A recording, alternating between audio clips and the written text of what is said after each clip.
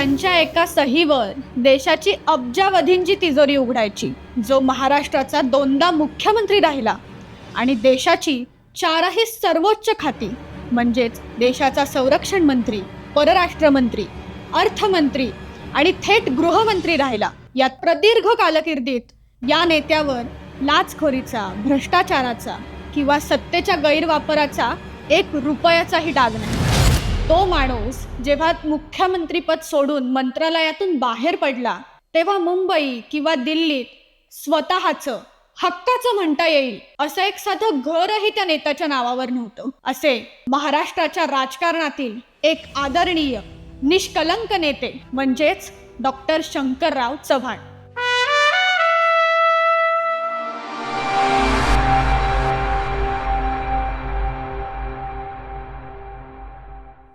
नमस्कार. आज राजकारणात येण्यासाठी कोट्यावधींचा फंड लागतो, पण या हेडमास्टरचा प्रवास 14 जुलै 1920 रोजी पैठणच्या एका अत्यंत गरीब मध्यमवर्गीय शेतकरी कुटुंबातून सुरू झाला. उदरनिर्वाहासाठी त्यांच्या वडिलांनी सुरुवातीला बांधकामावर मजुरी केली. नंतर ते प्राथमिक शिक्षक झाले. घरात पैशांची चणचण होती. परिस्थिती बेताची असूनही शंकररावांनी जिद्दीने हैदराबाद गाठले.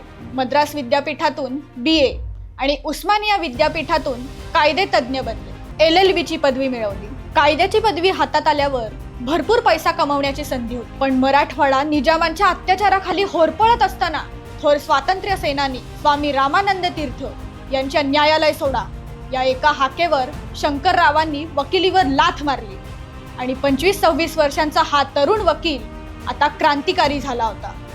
त्यांनी यवतमाळच्या उमरखेड कॅम्पवरून गनिमी काव्याने निजामांविरुद्ध धोरणात्मक लढा दिला. 13 सप्टेंबर 1948 रोजी मराठवाडा स्वतंत्र झाला आणि तेथूनच डॉक्टर शंकररावांचा राजकीय प्रवास सुरू झाला. स्वातंत्र्यानंतर काँग्रेस पक्षाने आणि आधुनिक महाराष्ट्राचे शिल्पकार यशवंतराव चव्हाण यांनी शंकररावांच्या खांद्यावर एक अत्यंत महत्त्वाची जबाबदारी सोपवली.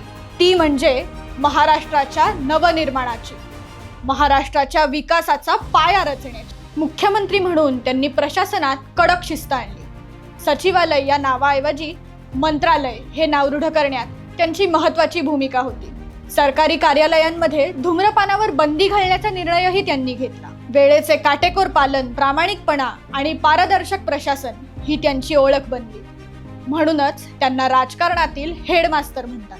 त्यांच्याकडे जेव्हा 1960 मध्ये पाटबंधारे आणि सिंचन खाते आले तेव्हा त्यांनी राज्याचा कायापालट केला. आपल्या कारकिर्दीत राज्यात तब्बल 18 ते 20 मोठी धरणे बांधून त्यांनी कोरड्या जमिनीला सुजलाम सुफलाम केले. म्हणूनच संपूर्ण महाराष्ट्र त्यांना आदराने जलसिंचनाचे शंकर म्हणून ओळखू लागला. मराठवाड्याचा पाण्याचा दुष्काळ कायमचा पुसून टाकण्यासाठी त्यांनी थेट आशिया खंडातील सर्वात मोठे मातीचे धरण बांधण्याचे स्वप्न पाहिले. ते म्हणजेच पैठणचे ऐतिहासिक जायकवाडी धरण.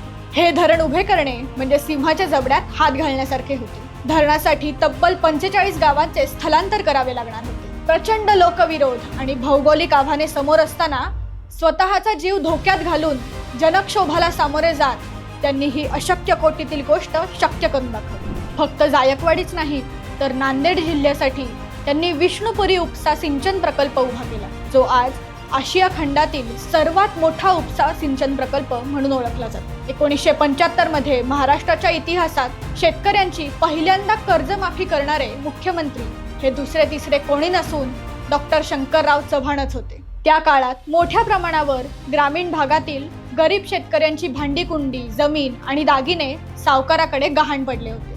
मुख्यमंत्री झाल्यावर सरकारी तिजोरीतून तब्बल 50 कोटी रुपये देऊन गरिबांची भांडीकुंडी सावकारांच्या छातीवर पाय देऊन सोडवून आणली आणि गरिबांच्या घरात स्वाभिमानाची चूल पेटवली. 1975 मध्ये पालघर, नाशिक आणि गडचिरोली सारख्या जिल्ह्यातील वारली, भिल्ल आणि गोंड आदिवासी बांधवांच्या हक्कासाठी महाराष्ट्र अनुसूचित जमाती जमीन पुनः प्रस्थापित कायदा अत्यंत कठोरपणे लागू केला. या धाडसी कायद्याद्वारे त्यांनी श्रीमंत जमीनदार आणि भांडवलदारांनी बेकायदेशीरपणे बळकावलेली आदिवासींची हजारो एकर जमीन पुन्हा मूळ मालकांच्या ताब्यात दिली. शेतीसोबतच उद्योगांचाही पाया त्यांनी मजबूत केला.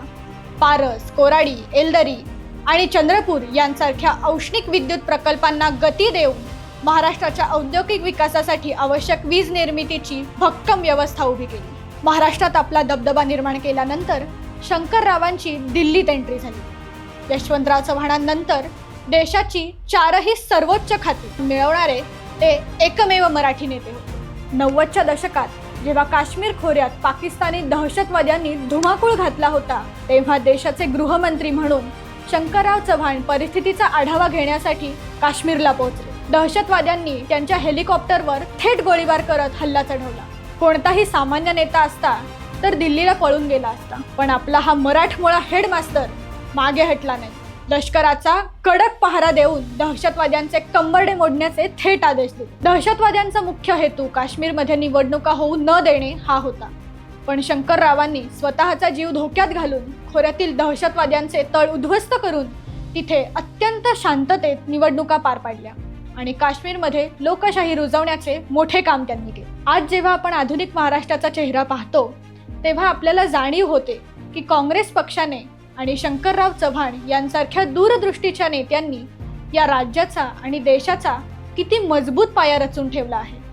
या फाउंडेशनवरच आजचा आपला महाराष्ट्र उभा आहे. म्हणूनच महाराष्ट्राने त्यांना जलक्रांतीचे जलनायक, आधुनिक महाराष्ट्राचा भगीरथ आणि दिल्लीनी हेडमास्टर म्हणून मान दिला.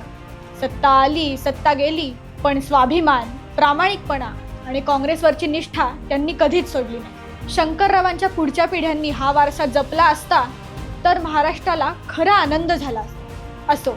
त्यामुळे शंकररावांचे कर्तृत्व काही कमी होत नाही. अशा या थोर आधुनिक महाराष्ट्राच्या भगीरथाला वंदन करते. जय हिंद, जय महाराष्ट्र.